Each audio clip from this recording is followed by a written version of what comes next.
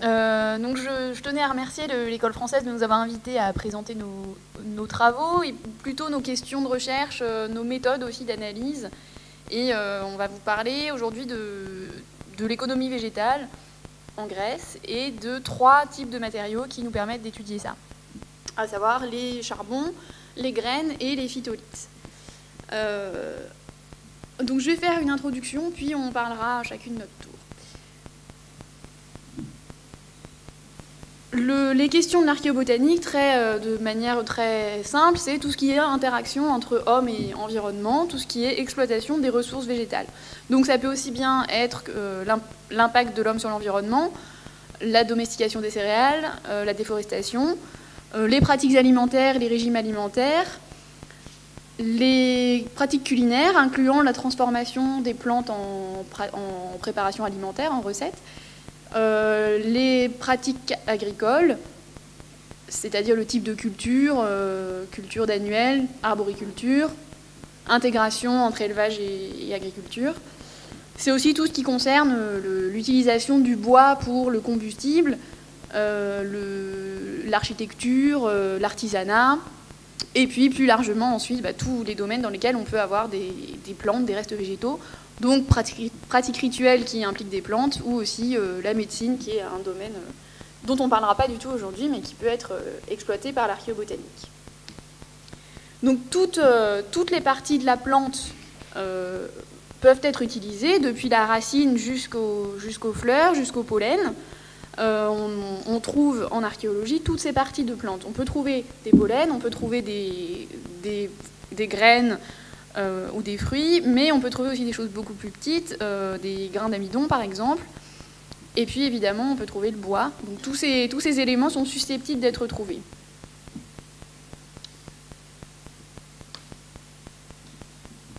Aujourd'hui on va parler de ces 3 éléments-là, donc les restes carpologiques, c'est-à-dire les restes de graines et de fruits, non seulement tout ce qui est grains de blé, noyaux de prunes, noyaux d'olive, mais aussi d'autres éléments comme ces pommes de pin qui sont conservées dans l'eau, qui se sont conservées dans des sédiments imbibés d'eau et dépourvus d'oxygène, ce qui a permis leur conservation pendant très longtemps. On parlera aussi des restes de bois, donc les charbons, le bois carbonisé qui est le plus courant, mais aussi le bois imbibé. Et l'étude du bois imbibé, du bois qui s'est conservé dans les sédiments gorgés d'eau, porte un nom particulier, c'est la xylologie, tandis que l'étude des bois carbonisés porte un autre nom qui est l'anthracologie. Ce ne sont pas toujours les mêmes spécialistes qui étudient les deux, mais le principe est le même. On étudie l'anatomie du bois dans les 2 cas. Et on parlera également des phytolithes, mais pas des grains d'amidon, même si je vous ai mis une image des 2. Les phytolithes, ce sont des concrétions de silice qui se forment dans la plante et qui se conservent ensuite dans le sol pendant très longtemps, ce qui nous permet de les retrouver au cours des fouilles archéologiques. Aujourd'hui, l'objectif de notre présentation, c'est de montrer que ces disciplines, toutes ces disciplines qui touchent à l'archéobotanique, se complètent pour nous renseigner sur l'exploitation des ressources végétales, sur la transformation de ces ressources végétales et sur leur utilisation, leur consommation. Donc on n'avait pas de site sur lesquels on a travaillé toutes les 3 pour vous présenter une étude de cas générale, donc on a choisi de faire autrement. On va faire 3 présentations en partant du plus gros élément, à savoir l'arbre, donc c'est Maria Dino qui va commencer, puis les graines qui sont un peu plus petites, et on terminera par le plus petit, c'est-à-dire le phytolithe, qui est un élément microscopique. Donc je passe la parole à Maria.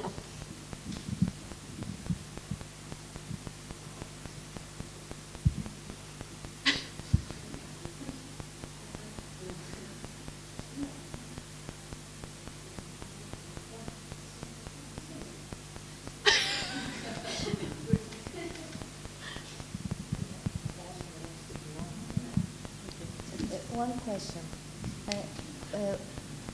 We don't speak French. Georgie and myself, we don't speak French. And we thought we would speak in Greek, but I think the audience is not Greek. So would it be better for all of you to speak in English, or it's We can try in English. It came up as a question because, you know, the audience is English. So, okay. First of all, apologies if English is not very good, but we will try. Okay, I will try. So, okay, I will try to present today basic things about wood charcoal analysis and why we study wood charcoals from archaeological sites and what are the main research questions.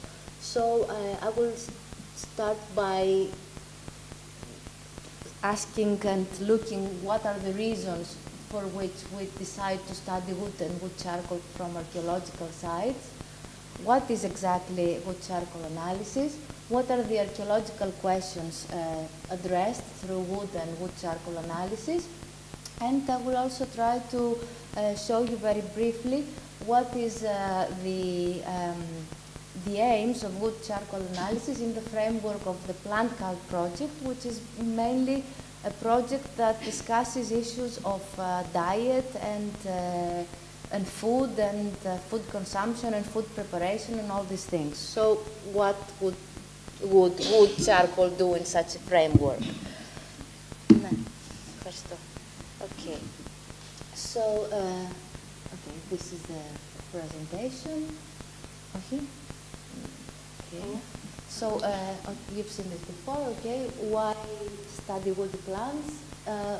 There is a very strong link between humans and the plant environment. Since very early in prehistory, humans have used plants, especially woody plants, for fuel. They have been collecting fruit and seeds and different parts of the plants for their food and diet, for medicinal purposes. They have also been collecting parts of the plants, like woody tissues and leaf fodder for their animals. So there is a very close relationship between people, humans, and the plant environment since very early in prehistoric times. And of course, this went on until very recently in the past, until maybe the first half of the 20th century, when people still were using plants as wood and other parts of the plants for different everyday purposes, domestic purposes, and even in medicinal purposes in their everyday lives, because before technology changed many things in our everyday lives. So there is another reason why we should and we look for the study of plants, and especially woody plants, in archaeology, because plants and trees are very characteristic of different types of environments, and especially because plants are very sensitive either to climatic factors or to human pressure. So when any of these factors changes, for example, there is a climatic change, or when human pressure becomes very aggressive on the environment, plant communities change, their composition changes, some plants disappear or become substituted by others. So plants, by being so sensitive either to climatic change or to human pressure, can give us an idea of the change in the environment and the causes that lie behind it, either human or natural. And of course, another very good reason for which we study wood charcoal is because it's one of the most ubiquitous types of archaeobotanical remains found at archaeological sites. Charcoals are found in all kinds of contexts, in all kinds of chronological periods, from the Middle Paleolithic until later on in historical periods. They're always in the sediments. They're the most abundant plant remains in the archaeological deposits. And behind these wood charcoal remains, there are archaeological cultural reasons.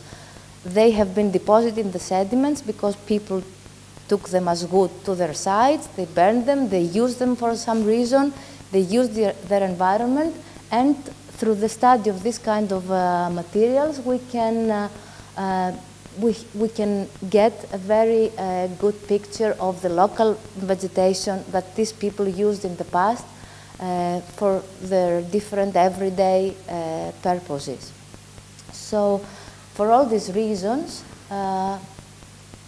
because woody plants are very representative of the plant environments in which they grew, because their cultural remains, they have reached the archaeological deposits through purposeful human action, and because there are so plenty in the archaeological sediments, we have good reasons for which we study wood charcoal in archaeological sites.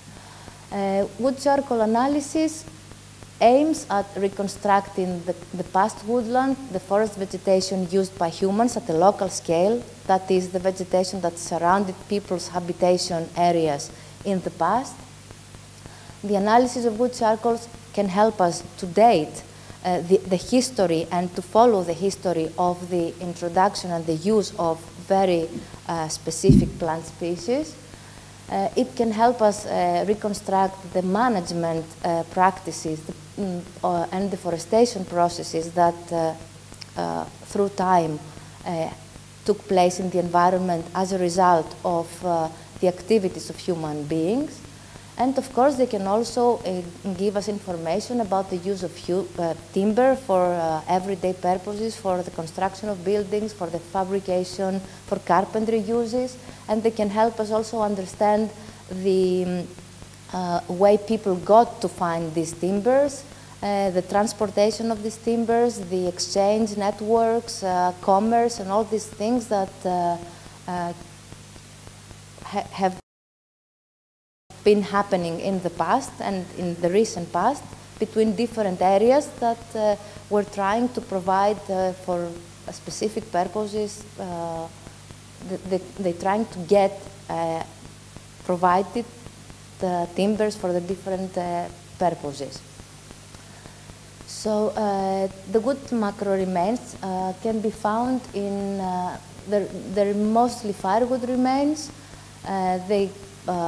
That is the fuel, the remains of the fuel that people used in their hearths, in kilns, ovens, in everyday purposes or in specific contexts like burials, funeral pyres, or any other ritual context that were important. They can also be the remains of timbers used in the construction or the woods that had been used for the fabrication and the manufacture of objects, furniture, and other objects. The most common form of preservation is by charring. So what we usually find in archaeological sites is charcoal pieces, charcoal fragments. And there are some exceptional cases and where there is a special exceptional preservation, and that is in waterlogged environments where we can find the real woods, the real timbers that were used in those cases, like for example poles for the construction of buildings, or the parts of different furniture or other objects that were made of wood. But usually what we find is wood charcoal, and mostly in fragments dispersed in the sediments or concentrated in specific features that were either part of the whole process of burning, like hearths or ovens, or they had been cleaned from hearths, pyres, ovens, kilns, and redeposited in the sediment as waste, as fuel waste. Wood charcoal analysis requires a good sampling. That means that we have to collect samples from all the stratigraphic sequence in the sites that we are excavating, and of course have a spatial revolution of sample recovery. That means that we have to get as many samples as possible, apply a technique for the separation of the archaeobotanical remains, and what we usually do is the mainstream water flotation technique that we apply for all types of macro archaeobotanical remains like seed and fruit and charcoal. You can, maybe most of you know how this works. It works with water. The water makes the light parts, the light organic parts that are in the sediment, makes these lighter parts float and get poured in sieves outside.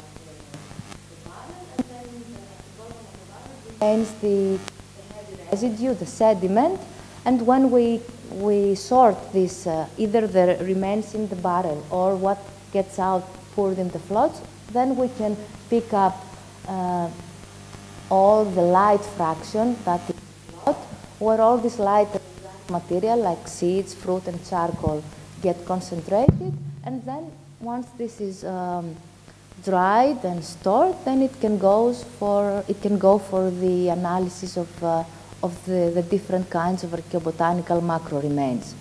What is required for the analysis of wood charcoals is a microscope, a metallurgical microscope, a microscope with reflexive light that is appropriate for opaque objects, and what helps us identify, botanically identify the charcoals and the wood is their specific, the specific anatomy of the wood, where you can see here two examples of it. The wood has a very distinctive anatomy. There are different elements like fibers and cells in the structure of the wood, which make they have a specific distribution in the tissues. And when we look at this distribution of the fibers, the pores, the vessels, the parenchyma cells, then we can come to conclusions about the botanical identity of the wood. And for this, it is always helpful to have a good reference collection of modern woods that have been carbonized in purpose, so as to have a reference when we're looking at archaeological materials. And there are also many plant anatomy atlases, because wood anatomy, it's not only for archaeology, it's for biology, for good sciences. So there is a good literature on the anatomy of wood, and this is a very big help when we come to archaeological charcoal and wood charcoal remains. At this point, I have to say that wood charcoal analysis, like the botanical identification of charcoals, has quite a long history. It started very early, since the first excavations of Paleolithic sites in Spain and France. They were finding the remains, and they were trying to identify the charcoal remains that they were finding in the sediments. Then later on in the 30s and the 40s, there were many people dealing with the analysis of wood charcoals, because they were everywhere in the archaeological sites, but yet there was no a systematic methodology that would help resolve issues of reconstruction of the vegetation and the management of the vegetation by people in the past. And this all changed at some point in the 70s, and there was a great effort by the researchers at the University of Montpellier, where for the first time they started using the metallurgical microscope, because until then they were making thin sections at the material, and that was very costly, very it took a lot of time to prepare this. Not many good samples could be processed, so there was a breakthrough with the use of the metallurgical microscope, because that made things much easier. You could just get the anatomical sections of the wood just by hand breaking each one of the wood fragments and analyzing in the microscope. And after that, there were many researchers at the University of Montpellier that dedicated a lot of studies to form, let's say, wood charcoal analysis, or anthracology as they call it in French, and make it a real discipline that can be applied in the archaeobotanical samples from the archaeological sites. They have done a lot of and systematic work about how sampling should be done in order to get good results.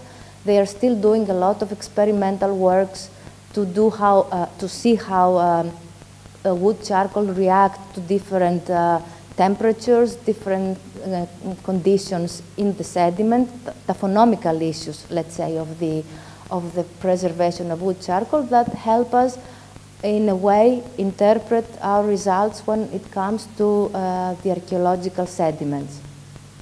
And of course, these people that had started working at Montpellier, they have expanded their knowledge to many other people and researchers in other countries. And at this moment, I think that we have results from the analysis of wood charcoal from many different parts of Europe and the rest of the world, and it's becoming more and more useful as a tool to investigate different things that not only have to do with the reconstruction of the natural vegetation, but also with the ways people used their woodlands and the plants and the woody plants in prehistory and in antiquity. So in Greece, we have been doing this analysis. The wood charcoal started sometime in the 70s and the 80s. By the earliest studies were conducted in Crete and in northern Greece at the site of Sitagri, and then in Crete at the site of Myrtos and Komos and Knossos very early. But it has been in the last years, the last decades of the 20th century and the beginnings of this century that there is more and more work done with the wood charcoal analysis. So now we have a whole set of information from archaeological sites that goes from the Paleolithic to historical periods, and the main research questions from that wood charcoal analysis addresses in these archaeological sites that are being studied all over Greece are what were the characteristics of the natural vegetation used by humans diachronically from the early prehistory until later historical periods, the investigation of farming practices and the appearance of these anthropogenic landscapes. That means how these natural vegetation and natural habitats around people's habitation areas, people's habitation areas changed through time because of their activities, how people used these lands, timber uses and timber trade, and the history of cultivated trees. So these are research questions that, of course, they're not resolved at the same degree in all sites, and different sites present different characteristics and different things can be studied at different sites. But in a broader perspective, we try to answer to as many as we can of these issues that are related to the interaction between humans and their natural vegetation, their natural plant environment.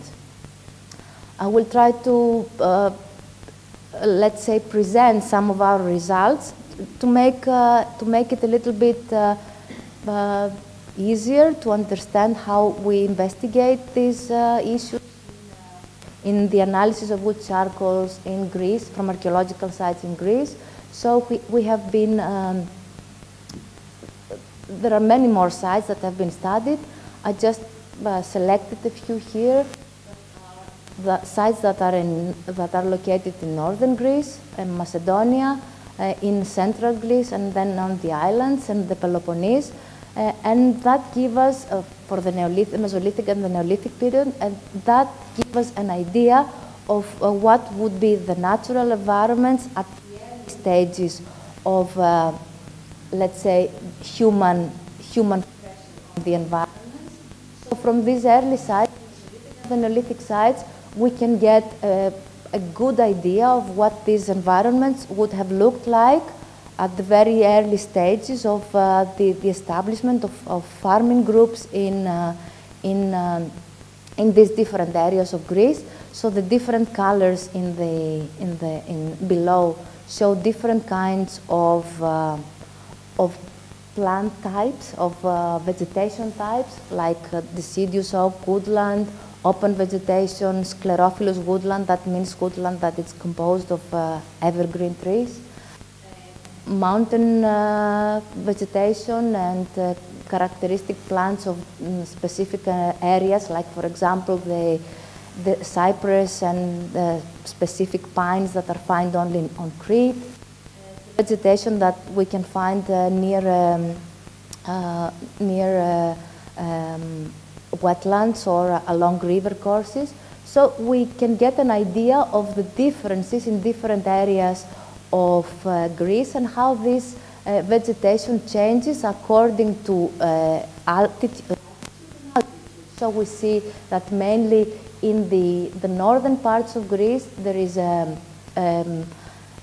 predominance of these deciduous oak woodlands, whereas other environments like mountain conifers predominate in western Macedonia closer to the mountain ranges, while in central Greece, well, we have the examples of Boeotia and the islands of near Alonissos.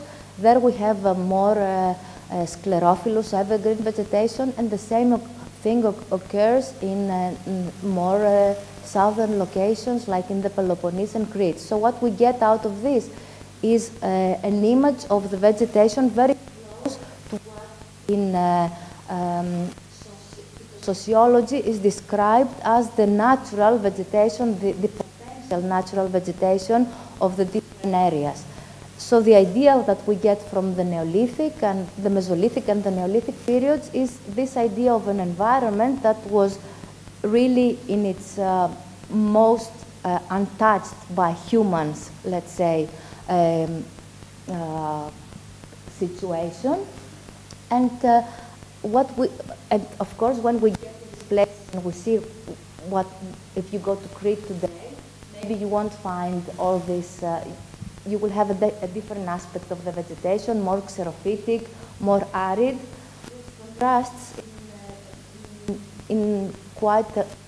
contrasts quite with what we get from these early archaeological examples, and the same thing happens in North Greece.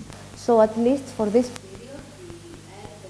period, we get this image of the natural vegetation as it would have been in the first time, the first moments of contact with the first farmers, the first, let's say, influence, the first large-scale influence by humans in the environment. And actually what we see is that at least for the whole of the Neolithic, that situation didn't change a lot, which of course give us an idea of how these farming practices of these early Neolithic farmers were taking place in the environment. So we applied wood charcoal analysis apart from Greece in a larger scale, northern Greece, and what is the area of Bulgaria for the Neolithic period, for the early to the late Neolithic period. Actually, what we get is the same idea that these first farmers, they established their settlements in close to water courses, close to systems that are very diversified. They have different plant environments close by. And they're making use of this environment environments for their farming purposes, but in the long term they're not causing a big pressure on these environments. So from the early Neolithic until the end of the late Neolithic, we don't see a very big change in these environments. So our idea is that these people, they are at a very early stage, they are settling in these environments. They're using different parts of these environments for different purposes, like the open vegetation, the edge of the woodlands for establishing their settlements. They're using the areas close to the riparian woodlands, the riversides or the lakesides or the wetlands for cultivation and for grazing lands. And they're clearing up undergrowth and shrubland to open communication paths. I have to finish. Okay. So they're shaping their environment in a way, but without actually being very aggressive on this environment. So until the end of the Neolithic, the idea we get is that they're still using the same type of woodlands that existed since the very early stages of the period, because this type of woodland was the most accessible. It provided the resources that they were in need of, without actually causing big changes in these natural environments. Of course, things in the course of the Bronze Age and later in historical periods changed, and these are things that we can see through the archaeological record, and they become very evident, especially after the Bronze Age, in the Bronze Age and after the Bronze Age, when tree cultivation, when cultivated trees become very important, so they tend to predominate the wood spectra, the wood charcoal spectra, and I'm referring to the olive cultivation that becomes a very important plant in the whole Bronze Age and later periods. So it tends to dominate the wood assemblages later on, because of course farming communities and pre-industrial communities, they tend to recycle whatever they have in abundance, and when you manage and tend cultivated trees, you use the remains, the prunings, for firewood, for fuel. So all these things get incorporated in the archaeological sediments, and that is what we usually find in the later periods. We tend to find high percentages of what became cultivated trees and cultivated plants in the settings of these later period settlements. But of course, you may think that wood charcoal is all about prehistory.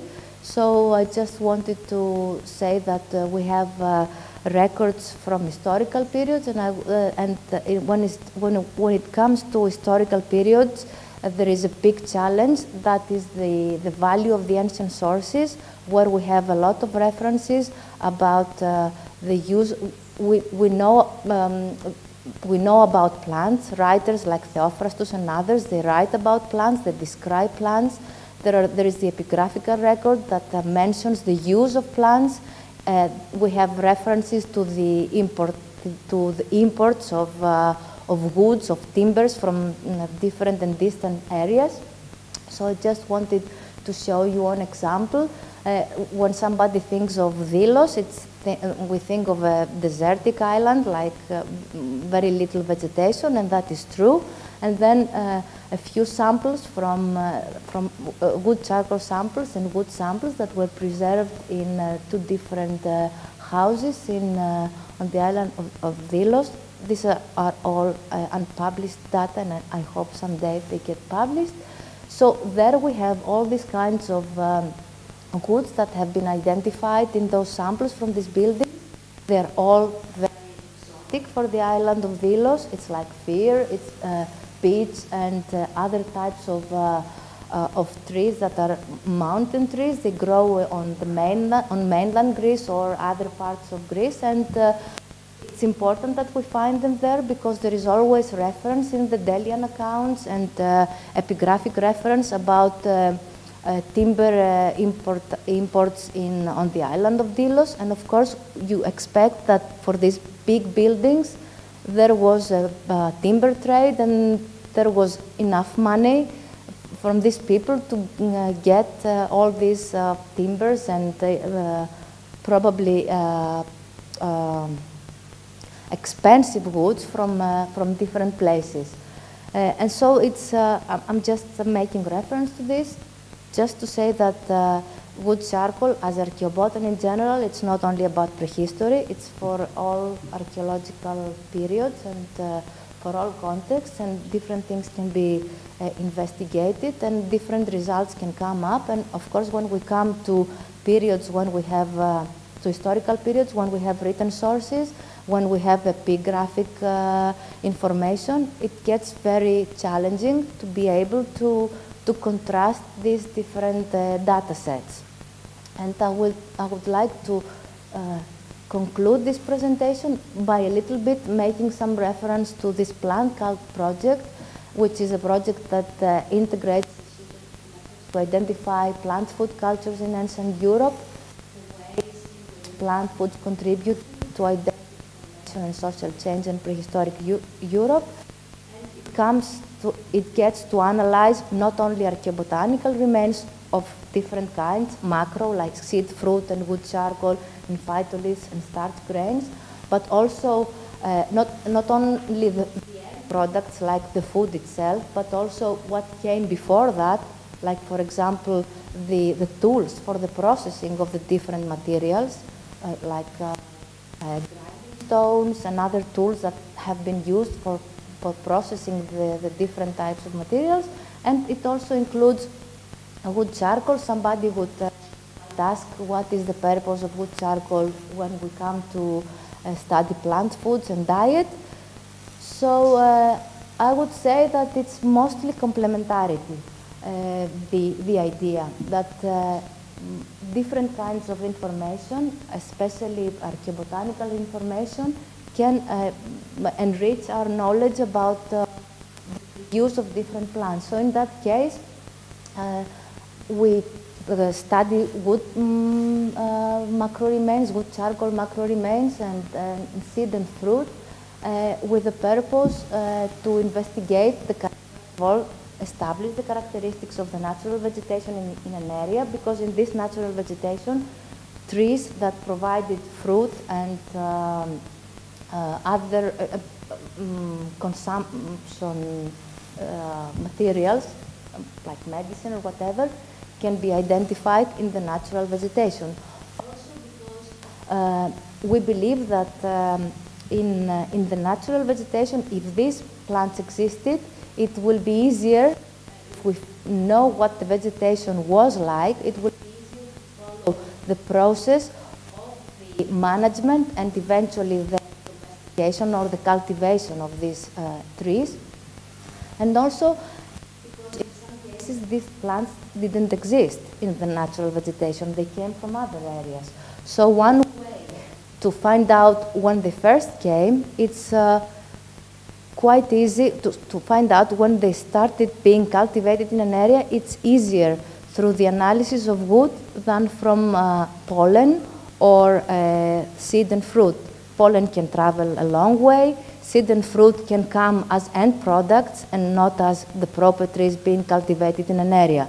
So we think that if we find the woody remains of these trees present in an area, and if we find them in abundance, then we have a good reason to believe that these plants were being cultivated in this area. So we try a little bit to combine wood charcoal analysis with seed and fruit analysis in order to see this process of how this tree cultivation started, how these economic plants became incorporated in the life of, in the economic and the productive life and the social life of the human communities since prehistory until the historical periods. The approach is twofold. We have a database to record all previous research, and we have expand our research to areas and periods from where data are missing. So we have started by recording the presence of the olive in Greece from the archaeobotanical and from new sites. And what we get to see there is that the olive becomes really important from onwards. It's very rare in earlier periods. It's almost absent in the Neolithic period. It appears from the Bronze Age onwards. This is, of course, and it happens in southern Greece, in Crete and Peloponnese. There are no finds from these earlier periods from central Greece and northern Greece. And then it appears in historical periods in northern Greece as well, probably as a result of the colonization of these areas by from the 8th century onward. So our idea is the same thing with other cultivated trees, like for example the vine, which is a different case. We know from very early, from the Neolithic, from very early since the Neolithic period, that people have been doing something with grapes. They have been really making juice. What kind of juice? If it was wine or whatever. But they were really using this plant not only for the consumption of fruits, but for the juice that you can get out of grapes. The thing is that in the wood charcoal record, to start with, the vine, it's in the natural vegetation as a wild form. The vine is a climber along the river courses, so we hardly ever find it in the record because people would never go on purpose to a climber in order to set a fire. The interesting thing is that we get vine remains only and mostly in association with the sites where there is an important grapes in different forms, like for example in Dikilitas. This is where there are no other site, there is no other site, at least as far as I know, Neolithic site in Greece where we get both of them, the whole shoot, the wood and the fruit remains. And this is also true. We have done we have expanded our studies in different parts, and it becomes apparent that the same thing happens in other parts where there is a very good testimony of the presence of seed and fruit, and in these same areas we have a good evidence of the presence of wood. So I think that this is a good reason for us to believe that these things are associated. People are using the grapes because they have started in a way to cultivate them, and as end product of this cultivation, of this the management of the trees, comes the wood to the sides, and it gets incorporated in the fuel and the firewood remains. So this is these are two examples of our ideas that we're trying to do in this plant project.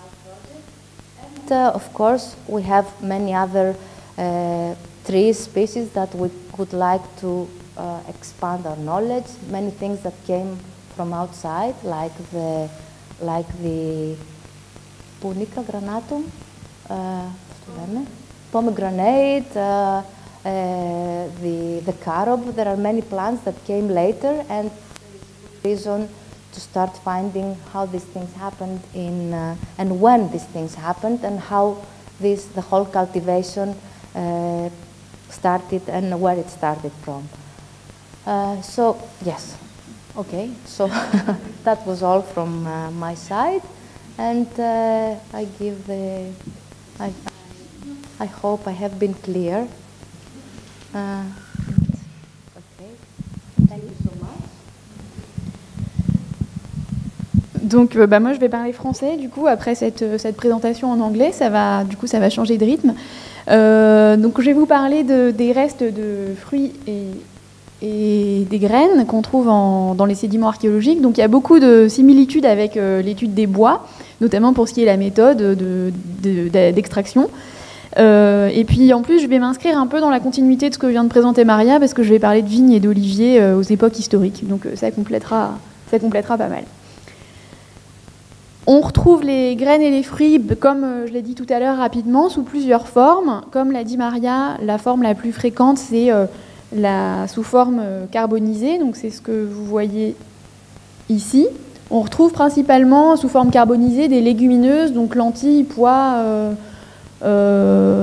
lupins, choses comme ça, et des céréales, donc du blé, de l'orge principalement. C'est ce qu'on retrouve le plus fréquemment, surtout en milieu méditerranéen comme en Grèce. On peut aussi retrouver des restes sous forme imbibée, comme ceux-ci, qui sont surtout des fruits, des noyaux ou des coques de noix entières, qu'on retrouve dans les puits ou dans les rivières, en milieu où l'oxygène était absent pendant très longtemps, ce qui a empêché la dégradation de ces restes biologiques et ce qui a permis leur conservation. Ensuite, plus rarement, on peut trouver des restes minéralisés, notamment en contexte de latrines, où la matière organique est remplacée par la matière inorganique, ce qui les rend solides et ce qui permet leur conservation également. Et puis le dernier exemple, ce qui fait les plus jolis restes, c'est la forme desséchée. Ça, on le trouve uniquement en milieu aride, dans les déserts chauds ou dans les glaces, dans les déserts froids, où on retrouve les restes non carbonisés et quasiment identiques aux restes frais, sauf qu'ils sont sous forme desséchée. Donc aujourd'hui, je vais surtout vous parler de choses comme ça, de restes carbonisés, puisque c'est ce qu'on trouve le plus en milieu méditerranéen. Ces restes, on les retrouve dans les sédiments. Alors je ne vais pas revenir sur la méthode en détail, c'est juste des images différentes, mais c'est le même principe. Donc on fait des prélèvements qu'on accumule sur le site archéologique. On met ces sédiments dans l'eau pour faire flotter la partie carbonisée qu'on retrouve dans le tamis, ici. Et ensuite, on étudie ces restes carbonisés flottants, non pas sous un microscope, mais sous une loupe binoculaire. Donc c'est encore plus simple que l'anthracologie. On a besoin d'encore moins de matériel. Et on utilise pour les identifier des atlas de comparaison et des collections de références avec du matériel actuel qui permet d'identifier le matériel archéologique. Là où l'anthracologie étudie l'anatomie du bois, donc les différents constituants, leur taille, leur position relative, pour les graines, on étudie la morphologie. Donc on essaye de comparer, de voir la forme, les traits caractéristiques d'une graine archéologique et de comparer ça avec de l'actuel, pour essayer d'identifier jusqu'au niveau de l'espèce, si possible. Moi, je vais vous présenter aujourd'hui un cas d'étude qui repose sur 3 sites d'époque hellénistique, donc datés de la fin du 4e, début du 3e siècle, qui sont tous situés dans le sud de la Macédoine, la région qu'on appelle la Pierie. Et il s'agit de 3 sites ruraux, de 3 fermes, qui sont de statuts différents. Une petite ferme et 2 grandes fermes. Donc c'est pas moi qui ai effectué l'étude archéobotanique, c'est Evie Margaritis, donc qui s'est intéressée à l'alimentation, à la transformation des végétaux et surtout aux relations entre ces 3 sites d'après les restes archéobotaniques. Puisqu'il y avait une petite ferme très proche d'une grande ferme et une autre grande ferme. Donc il y avait une question sur la relation entre ces bâtiments, ces structures. Et comme dans ces 3 établissements, on a trouvé de grandes quantités de pépins de raisin, moi je me suis intéressée à la diversité variétale de la vigne dans ces 3 établissements et j'ai essayé de voir si on pouvait préciser ces relations, ces différences de statut, d'après les assemblages de vignes et d'après la diversité variétale de vignes qu'on y a trouvées. Donc ces 3 fermes sont d'abord la ferme de Douvary, qui est la plus petite, c'est un tout petit établissement, où on a identifié des structures en briques crues, quelques structures de stockage, et c'est à peu près tout, ça a été que partiellement fouillé. Ensuite, la ferme de Comboloy est complètement différente, il s'agit d'un très grand établissement, plutôt plus grand apparemment que ce qu'on trouve pour la même période dans d'autres régions de Grèce. Là, on y a trouvé un grand espace de stockage avec de nombreux pitoïs dédiés au stockage de différentes denrées, mais aussi des quartiers d'habitation dans lesquels on a trouvé énormément de matériel, ce qui montre que les activités de cette exploitation étaient certainement très diversifiées, que ce n'était pas uniquement une exploitation agricole et fondée sur l'exploitation de la vigne, comme on le verra. On y a trouvé notamment des poids de tisserands, de la parure, tout ce qui atteste d'activités artisanales assez variées. Et ce qu'on a aussi identifié sur ce domaine, ce sont, je ne sais pas si vous pouvez voir, des fosses parallèles au sud du bâtiment, qui pourraient être peut-être des fosses de plantation, et ça pourrait être peut-être une trace de vignoble ancien. Enfin, le troisième site, c'est le site de Platania, qui est plus éloigné des deux autres, qui est également une grande ferme, où on a également identifié des structures, des zones de stockage et des quartiers d'habitation. Ces quartiers d'habitation s'organisent autour d'une cour, au centre de laquelle il y avait une tour. Donc je ne vous reparlerai pas de cette tour, je la mentionne uniquement maintenant. Et associé à la tour, il y avait un puits et un four de potier. En outre, en dehors de l'habitat, on a identifié plusieurs autres structures, dont une aire de battage, qui a pu être fouillée, ce qui est relativement rare. Donc 3 sites différents, 2 grands sites et un petit site. On y a retrouvé à Douvari et à Comboloy surtout des restes de vignes. Donc des pépins de raisin, comme ceux que vous voyez ici. Alors ils ne viennent pas en fait de ces sites-là. J'en ai mis des très jolis qui viennent d'un autre site où ils ont été découverts sous forme imbibée. On y a trouvé également des restes de pressage. Donc ce sont des baies de raisin écrasées, où on voit encore dans certains le pépin ou les pépins au milieu. Donc des restes de pressage carbonisés ensuite. Et puis des restes comme ça qu'on appelle la rafle, qui sont des restes de la grappe dont ont été détachées les baies. Et c'est typiquement ce qu'on retrouve après avoir écrasé le raisin pour en faire du jus, enfin, pour en faire du jus, quitte à ce que ça devienne ensuite du vin, du vinaigre ou ce qu'on veut. À Comboloy, on a aussi trouvé quelques autres restes, mais je ne reviens pas dessus. Et je vais tout de suite m'intéresser à la vigne, puisque c'est ce qu'on a trouvé en plus grande quantité dans la plupart des échantillons. La plupart des restes ont été trouvés dans la zone de stockage, qui se trouve ici. Et Evie Margaritis suppose qu'il s'agit d'un stockage de vin. Et si on a retrouvé tous ces pépins, c'est parce qu'après la manœuvre de pressage du raisin, le jus, enfin le mou, qui inclut donc les baies écrasées, le jus, les pépins, la rafle, tout ça est filtré. Et parfois, les pépins échappent au filtrage et se retrouvent dans le récipient qui contient le jus. Ce qui fait que peut-être qu'on retrouve au fond des récipients des restes de pressage qui étaient mis à macérer avec le jus de raisin pour en faire ensuite du vin. On a retrouvé également ces restes dans d'autres zones en dehors de l'aire de stockage, dans les quartiers d'habitation. Donc on peut se demander s'il s'agit de jus de raisin ou de vin qui avait un usage différent, qui était stocké ailleurs, ou qui était d'autres qualités, qui étaient destinées à autre chose. Pour l'instant, on n'a pas de réponse à ça.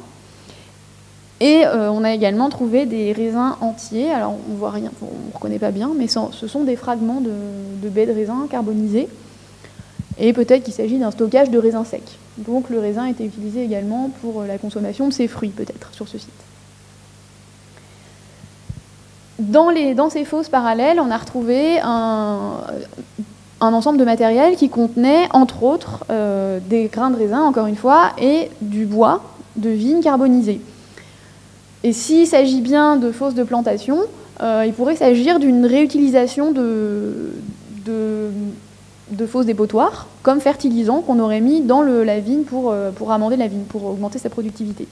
Donc les restes de pressage ont été certainement utilisés comme combustible, puis après la combustion, après l'utilisation du four ou du foyer, celui-ci a été vidangé, puis la vidange de foyer a été utilisée comme fertilisant peut-être dans les champs.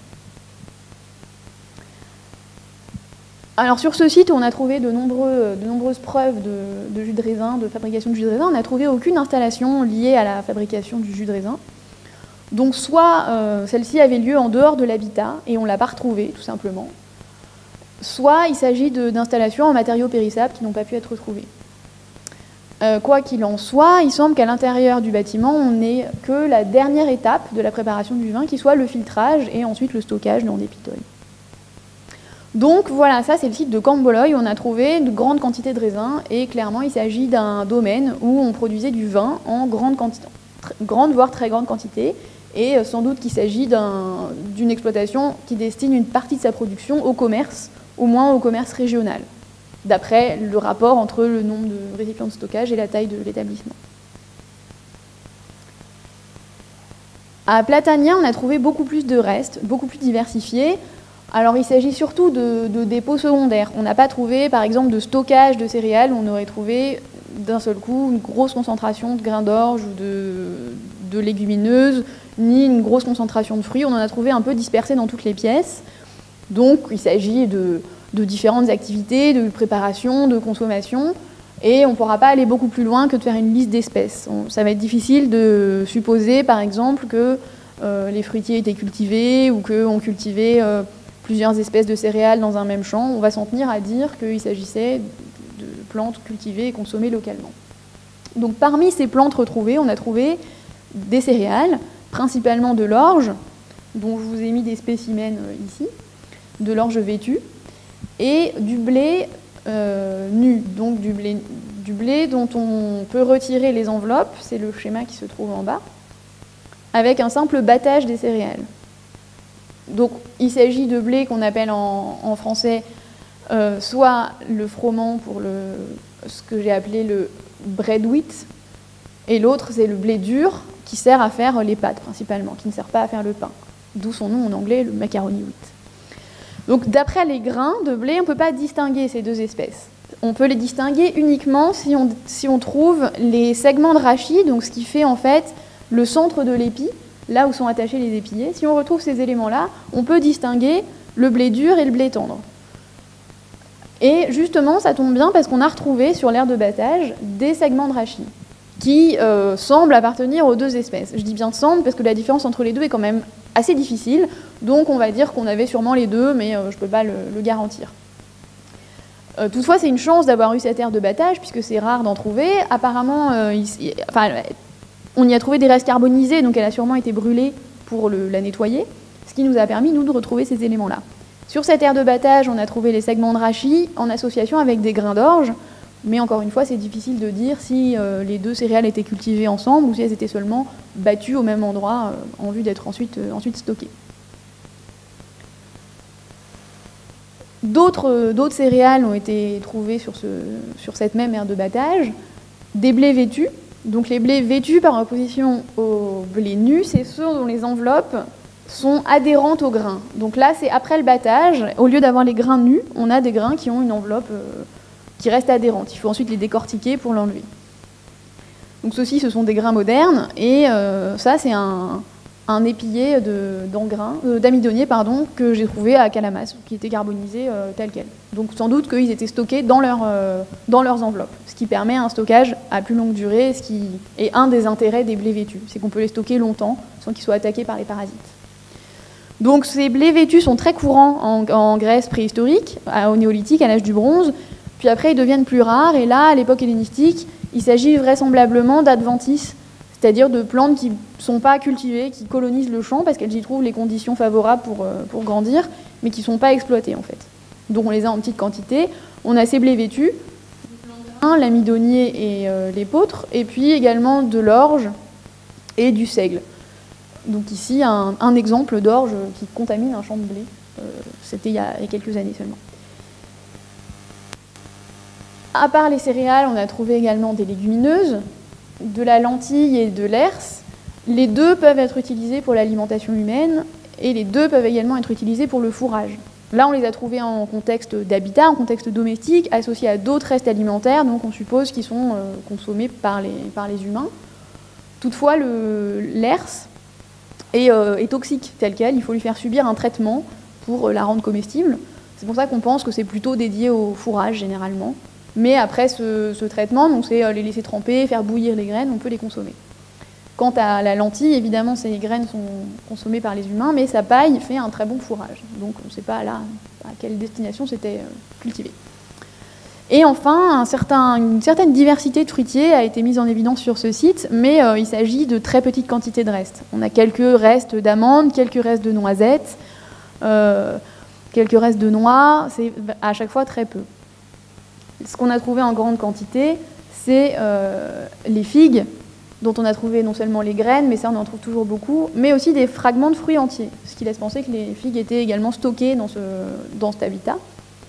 Et ce qui a également été trouvé en très grande quantité, c'est les grains de raisin, les pépins de raisin, pardon, ainsi que là aussi des résidus de pressage, et encore une fois sans installation de pressage. Donc même question que pour Convoloï, peut-être qu'on avait l'installation à l'extérieur, peut-être que c'était du matériau périssable, et le fait qu'on ait découvert ces restes de pressage dans l'habitat, c'est qu'ils étaient peut-être réutilisés comme combustible, puis éventuellement comme amendement pour l'agriculture environnante. Enfin, le dernier élément et le plus important de Platania, c'est les très grandes quantités de noyaux d'olive qui ont été retrouvés. On les a trouvés dans des pitoïs courts, mais aussi dans le four de potier qui se trouve dans la cour. Ce qui laisse penser qu'il s'agit de résidus de pressage réutilisés comme combustible, ce qui est une pratique très courante dans l'Antiquité, qu'on trouve partout, de l'Espagne au Proche-Orient. On pense que c'est des résidus de pressage puisqu'on a des olives entières, des olives en morceaux et aussi des restes de pulpe carbonisée et puis des graines qu'on trouve à l'intérieur des noyaux d'olive qui sont également carbonisés. Et ce type d'assemblage est typique des résidus de pressage. Donc là, il aurait été réutilisé comme combustible ensuite. Là non plus, pas d'installation de pressage, donc encore une fois, est-ce que c'est fait à l'extérieur ou est-ce qu'il y a une installation centrale quelque part, et pas à Platania, vers laquelle toutes les fermes iraient donner leurs olives et ou leurs raisins pour fabriquer de l'huile et du vin tout au même endroit, puis ensuite être stockés dans d'autres fermes. Pour l'instant, on n'a pas trouvé l'installation de pressage, ou que ce soit dans la région, donc il reste à la trouver et la mettre en évidence. Donc voilà, à Platania, on a une grosse production d'huile d'olive, mais ce n'est pas la seule activité de la villa. Il y a aussi d'autres cultures, et on pense qu'il y a une production vivrière, mais aussi une production de surplus, peut-être destinée à être échangée avec les autres fermes environnantes, en tout cas à une échelle plutôt régionale. Donc on a trois situations très différentes, une petite ferme, deux grandes fermes, une exploitation clairement tournée vers la production de vin, c'est Convoloï, et une exploitation assez diversifiée, c'est Platania. Donc j'ai examiné les pépins de raisin provenant de ces trois sites en m'appuyant sur la comparaison de la forme des pépins, donc la forme des pépins archéologiques avec la forme des pépins actuels. D'abord, il a fallu vérifier que la forme du pépin actuel permettait vraiment de distinguer vigne sauvage, vigne domestique, et au sein de la vigne domestique, si c'était possible, de distinguer plusieurs groupes de variétés. Donc pour ça, on a fait une grosse collection de références, et il s'avère que la forme des pépins permet d'identifier même chaque variété.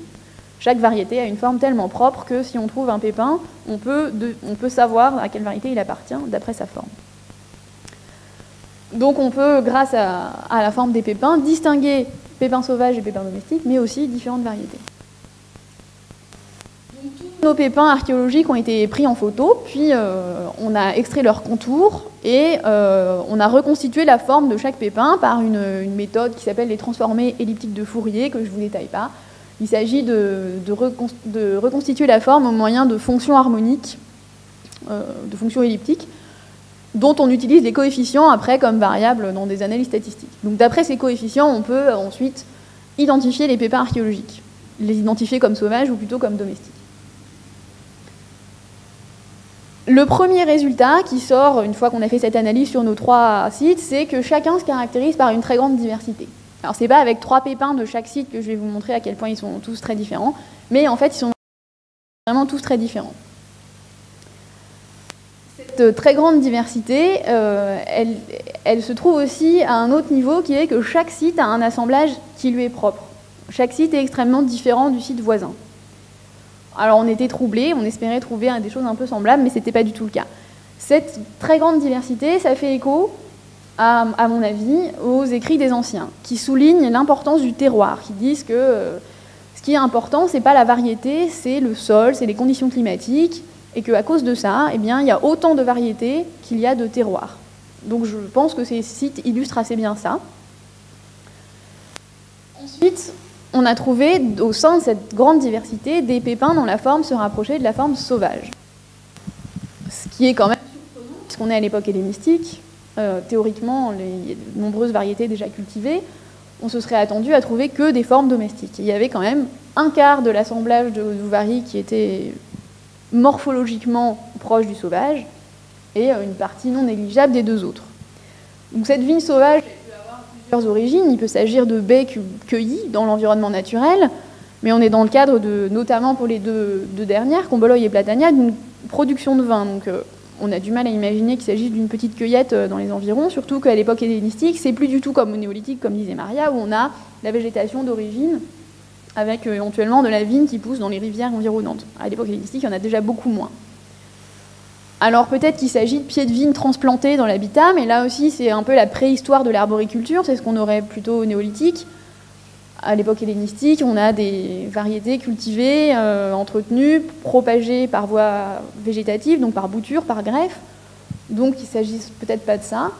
En revanche, il peut peut-être s'agir de vignes qui sont issues de semis, c'est-à-dire qu'au lieu d'avoir fait des greffes et des boutures, les habitants de ces sites auraient semé des pépins, et le semis donne des vignes qui sont très différentes de la plante mère, en raison de la génétique de la vigne, et de tous les arbres fruitiers d'ailleurs. Ce qui fait que parmi ces vignes issues de ces semis qui sont très différentes de la plante mère, certaines sont très proches de la forme sauvage. Et peut-être que ces formes, puisque c'est la forme qu'on a identifiée comme sauvage, correspondent en fait à des variétés très peu sélectionnées qui seraient issues de semis. Donc là aussi, il y a des exemples dans les textes anciens, mais je ne reviens pas dessus parce que ce n'est pas vraiment le propos. Donc une sélection en cours encore sur ces sites, un processus de sélection qui n'est pas du tout et une sélection locale dans chaque domaine. Enfin, ces sites sont tous très différents et peut-être qu'il y a une relation à faire entre le type de site, petite ferme, grand domaine, et le type de raisin qu'on y trouve. C'est sur le site de Douvarie qu'on a le plus de pépins de type sauvage et également le plus de pépins de type non identifié, de forme intermédiaire, alors qu'ils ne sont peut-être pas tout à fait domestiques, qui sont encore un petit peu proches du sauvage, mais qui n'ont pas d'équivalent actuel. Donc c'est dans la petite ferme qu'on trouve ça. En revanche, dans les deux grandes fermes, donc faites pas attention à ma légende du coup qui est erronée, je l'avais pas vue. Dans les deux grandes fermes, on a davantage de formes domestiques. Parce que peut-être les deux fermes pratiquant la viticulture, éventuellement à but commercial, auraient des variétés plus sélectionnées, plus éloignées de la forme sauvage. Ça, c'est une hypothèse pour l'instant.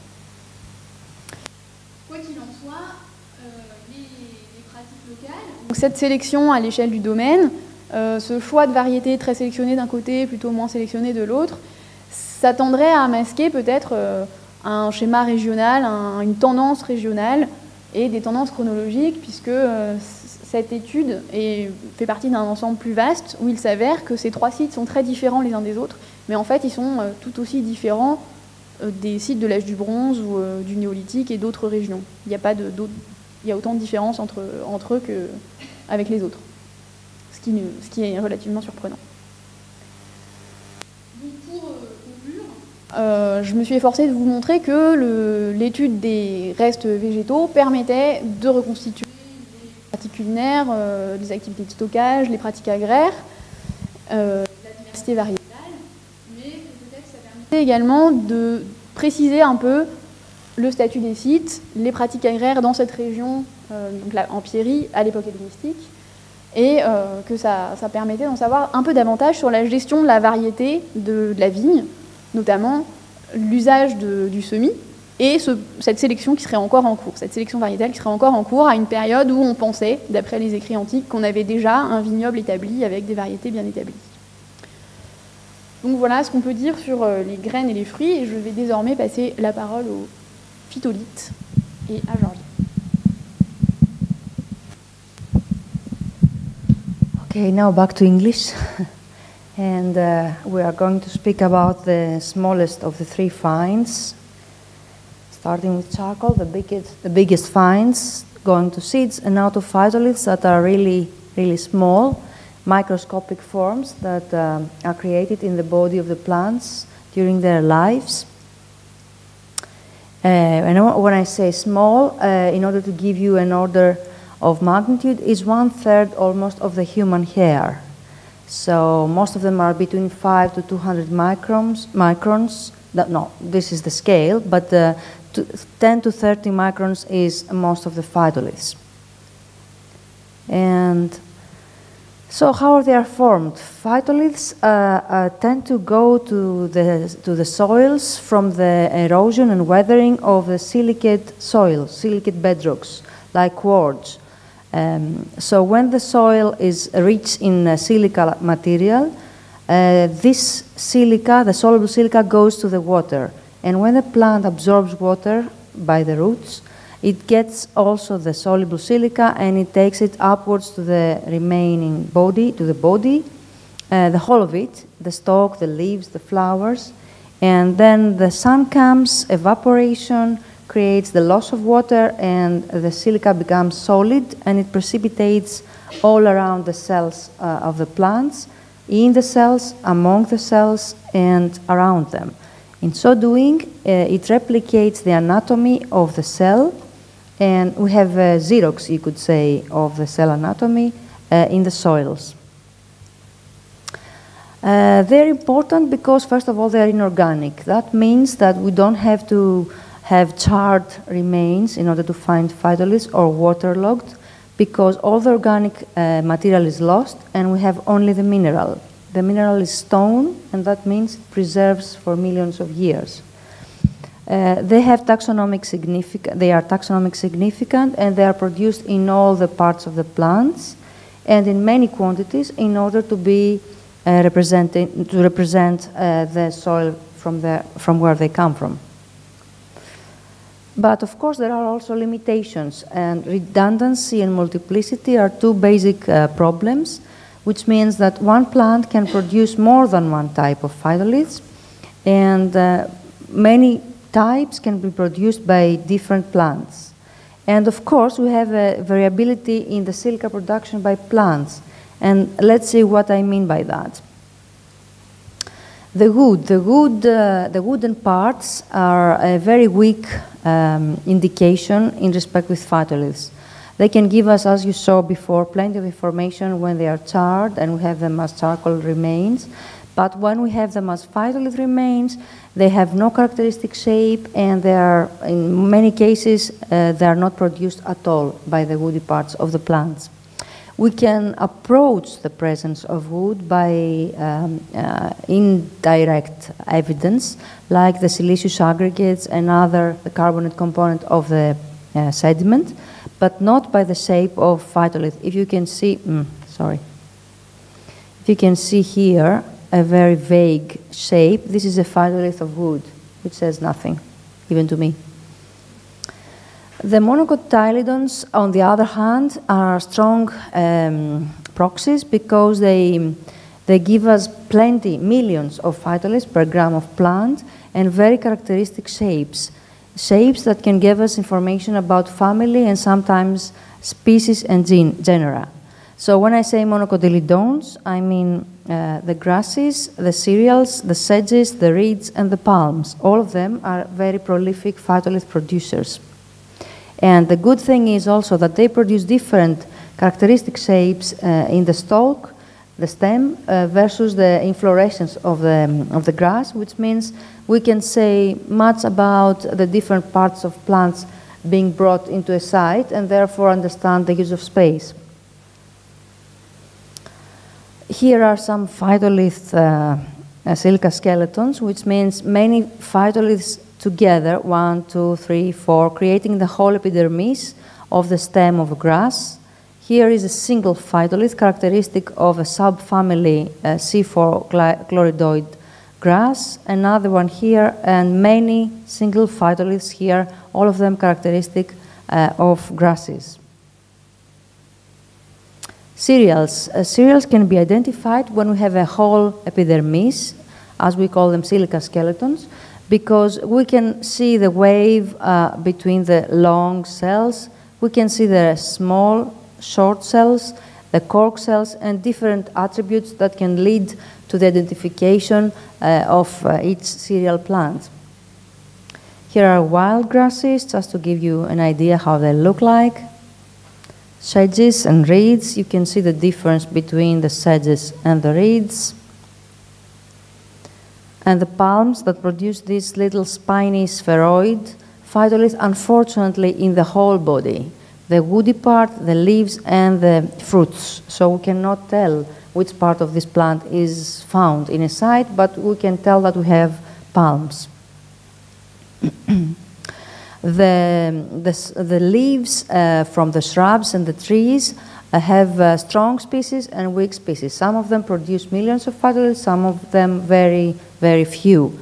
They can be characteristic of family, and they rarely go into species. Here we have the leaves from broadleaf oak, and you have the leaves of juniper. These can be different, and if you find them, you can have some information about the structure of the vegetation around the site, if it's, let's say, mountainous and therefore conifers are more rich, or they are, you know, the site is in a forested environment with broadleaf trees.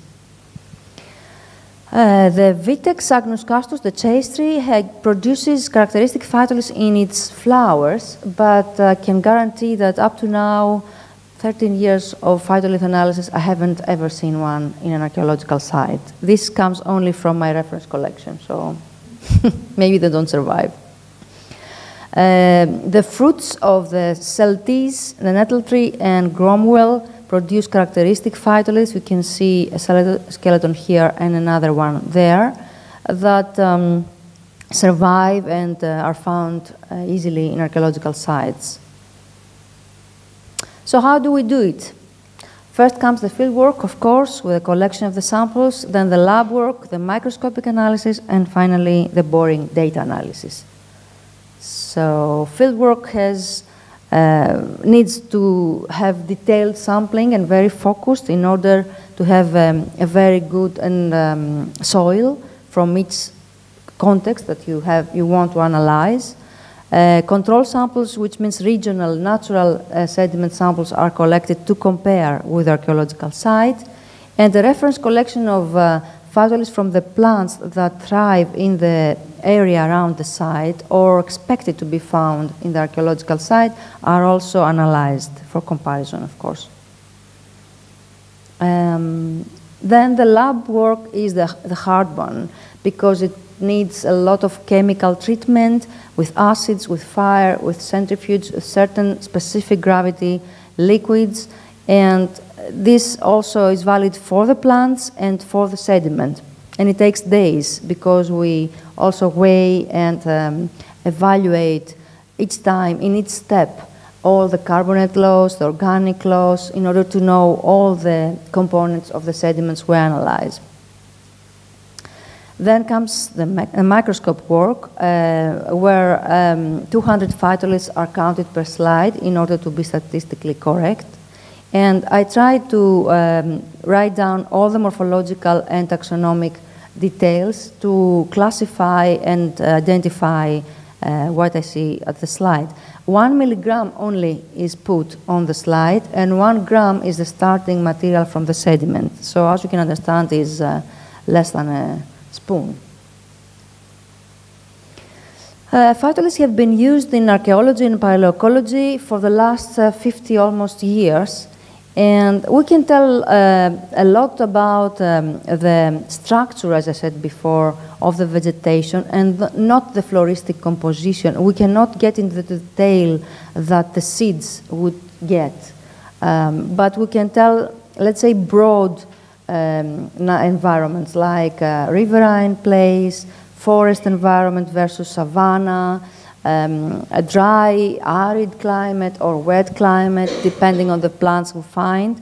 And they are useful, many times have been studied for paleo-diet, because phytoliths are extracted from the teeth of animals and humans.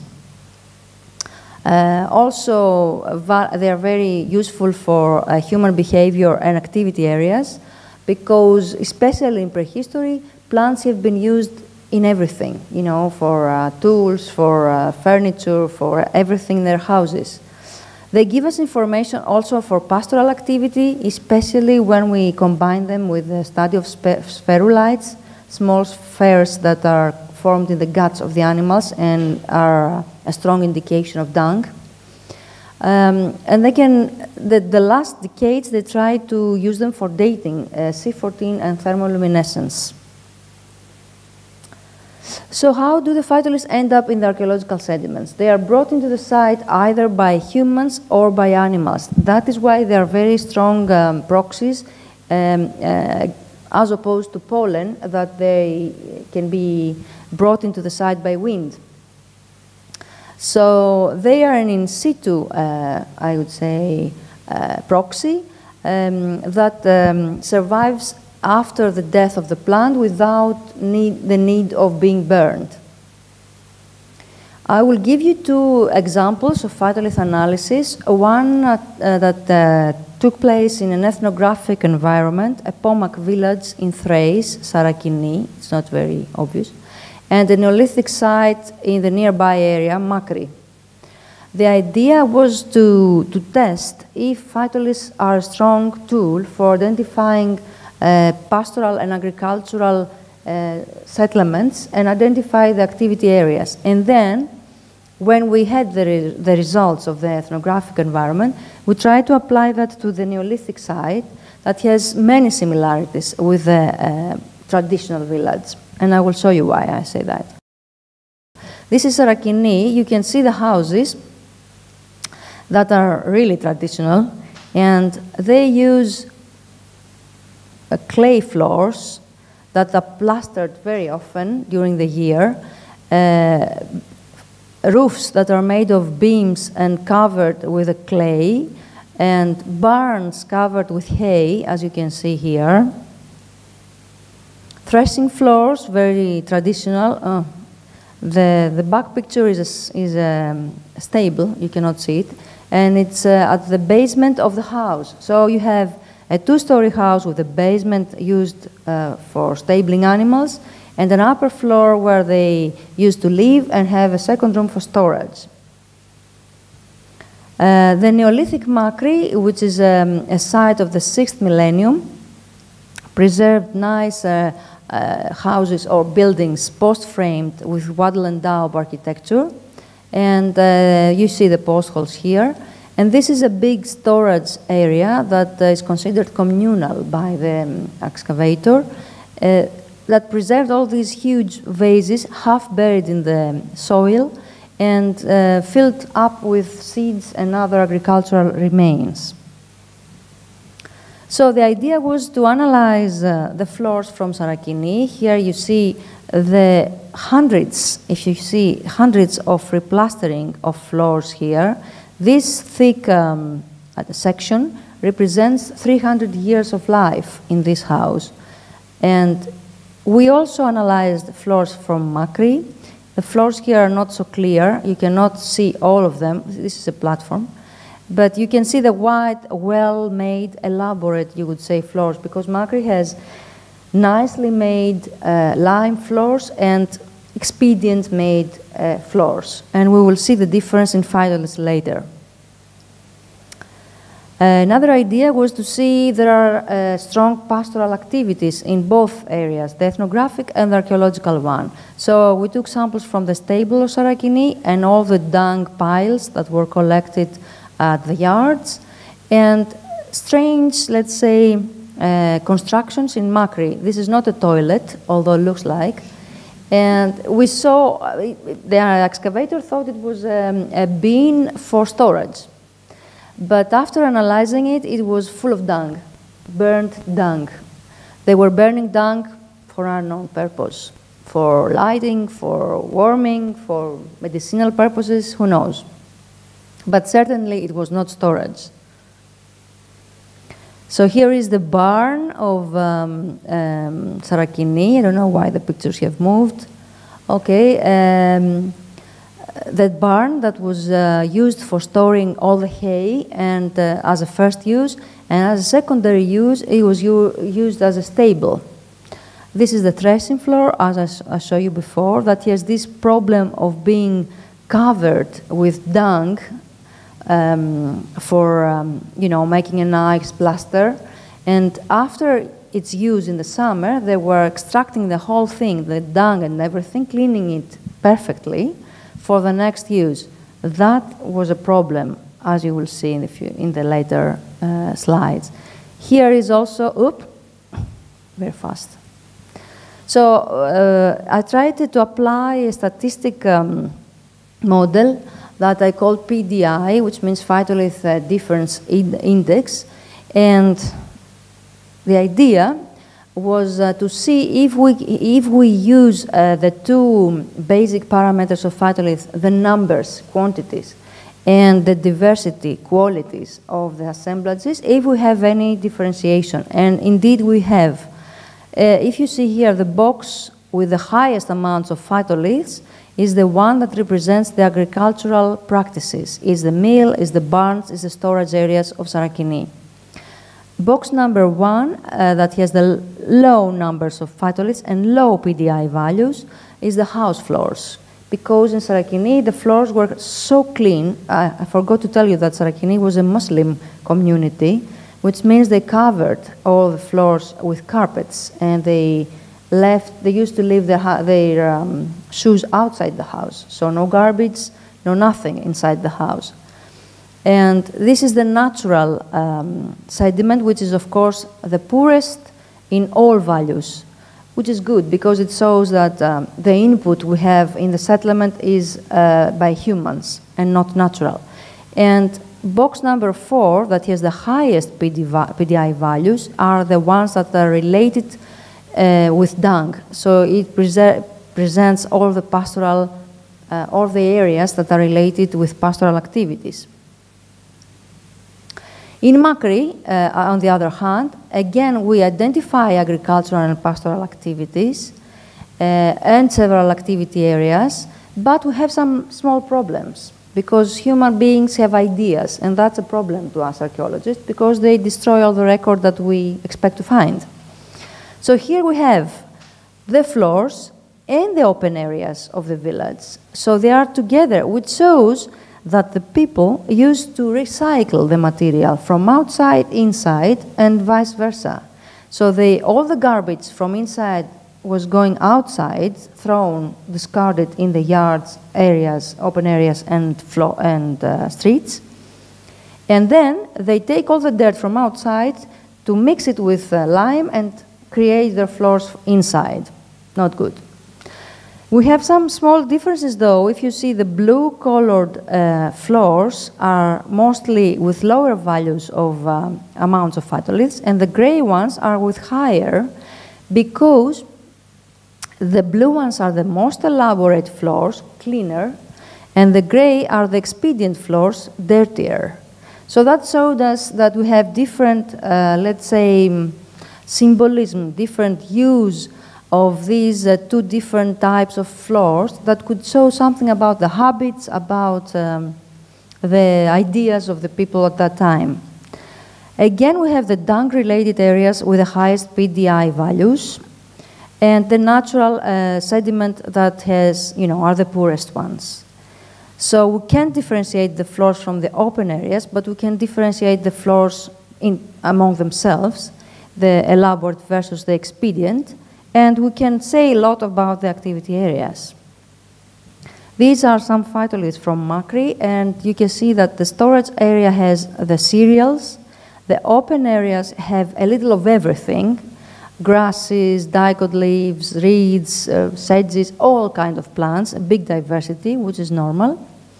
And the pit with the dung is full of spherulites and wild grasses and dicot leaves, pointing to animals that were free range, mostly caprines, mostly caprines. So the conclusions are that we managed to see that the phytoliths can be used as a strong tool for identifying activity areas, pastoral and agricultural ones. We can see differences in the house floors. The ones that were clean were empty, that's not good. The ones that were dirty were full of phytoliths, that's good. But then we have to see more in order to say more things about the habits of the people. The barns and the storage areas were very rich in phytoliths and easily identifiable. Stables also very rich in phytoliths and spherulites, easy to identify them, with the only reservation if they have cleaned all the dung, then you don't see anything, so that's another problem. Open areas are very difficult to identify. Threshing floors were highly problematic because when they took all the stuff away, then they leave no phytoliths, and when they cover it with dung, then they mix the record. They confuse the record because you're not sure if you don't have any structural features. You're not sure if you are in a dung area or something else. You cannot identify the threshing itself, I mean. But the basic is that you can use it as a strong tool for agricultural and pastoral activities. Yeah, and I give you back the microphone to conclude. Je voulais juste ajouter quelques mots de conclusion, mais je ne sais pas si c'est vraiment nécessaire. En fait, c'était juste pour redire que les différentes approches qu'on vous a présentées sont complémentaires pour reconstituer les pratiques agraires, l'analyse spatiale des activités, la reconstitution de la végétation locale et éventuellement, plus généralement, de l'économie végétale.